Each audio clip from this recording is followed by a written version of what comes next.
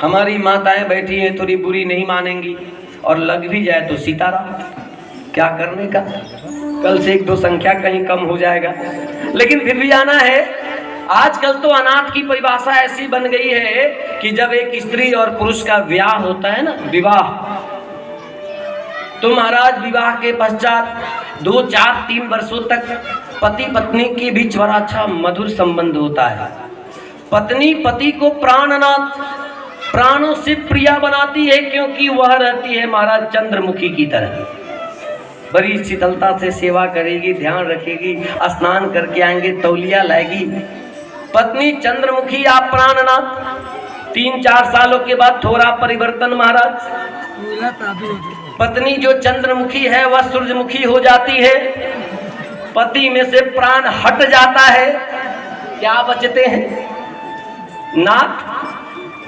काहे को बच्चे आ गया, पत्नी जी चिल्लाएंगी, दिन भर मेरा ही ये सब है, आप क्या करेंगे? अरे देखिए हगीज बदल दीजिए, आपको नहीं दिख रहा वह क्या कर, मर जाऊं? अब होने लगा महाराज, आप ध्यान नहीं दिए, सब सोई रहती, अकेला मैं करूं। और जब 4-5 बरस और बीतता है, किसी के जीवन में 10 बरस पर, किसी में 8 बरस पर, किसी में 15 बरस पर आना ही है महाराज। जो चंद्रमुखी जी चंद्रमुखी से प्रमोशन लेकर सूरजमुखी बनी है, उनका डायरेक्ट प्रमोशन हो जाता है ज्वालामुखी में। अब महाराज ऐसी ज्वालामुखी होकर फटती है, ऐसी दिव्यता से फटती हैं कि पति जो प्राणनाथ से डिमोशन होकर प्राण हट गया, नाथ बने हैं, उनमें एक छोटा प्रमोशन होता है, अब वो हो जाते हैं अनाथ। काहे को अनाथ?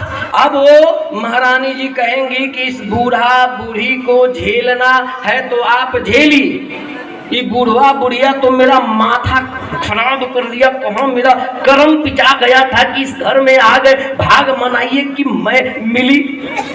अब महाराज क्या करे, बेचारा अगर पत्नी की बात न माने तो जेल में सरे, डोली एक्ट लग जाए, और बात माने तो माता पिता से अलग रहो।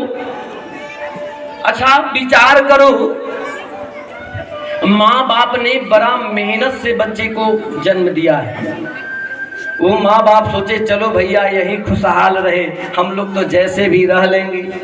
तो आजकल तो अनाथ की परिभाषा तो आप सब समझ ही गए। बोलिए जय जय श्री सीताराम।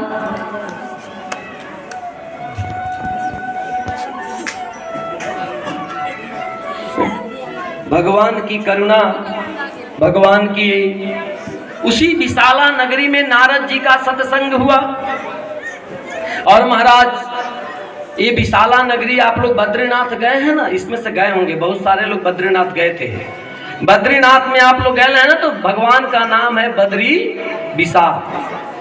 प्राचीन समय में एक राजा था विशाल, उसने भगवान की दिव्य तपस्या की और भगवान प्रकट हो गए। भगवान ने कहा विशाल वरदान मांगो। विशाल ने कहा महाराज आपका दर्शन हुआ, इससे बड़ा वरदान क्या चाहिए? यही दिव्य वरदान है महाराज। अच्छा, भगवान ने कहा फिर भी मांग लो। तो महाराज उस विशाल राजा ने कहा कि प्रभु मुझे कुछ नहीं चाहिए, पर मेरी इतनी विनती है कि आज के बाद आपका इस क्षेत्र में अखंड निवास हो, भक्तों को आप सुलभता से मिल जाएं, जो थोड़ी भी भक्ति कर ले उस पर आपकी कृपा बन जाए।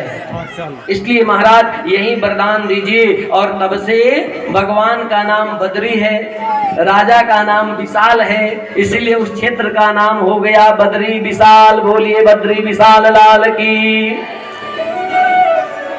उसी बद्री विशाल में सत्संग करने के लिए चारों भाई जो ब्रह्मा के पुत्र हैं, प्रथम पुत्र हैं महाराज, ये चारों भाई महाराज वहां उपस्थित हुए हैं। और इन सब की अवस्था केवल 5 वर्ष की है। ये सनकादि चारों भाई वहां उपस्थित हो गए, क्या करने के लिए? सत्संग। अच्छा, सत्संग की विवेचना मैं थोड़ा कर दूं। सत्संग है क्या? सत्संग करते काहे को है? सत्संग का तात्पर्य क्या है? आप जरा विचार करें, सत संग, सत्य कौन है?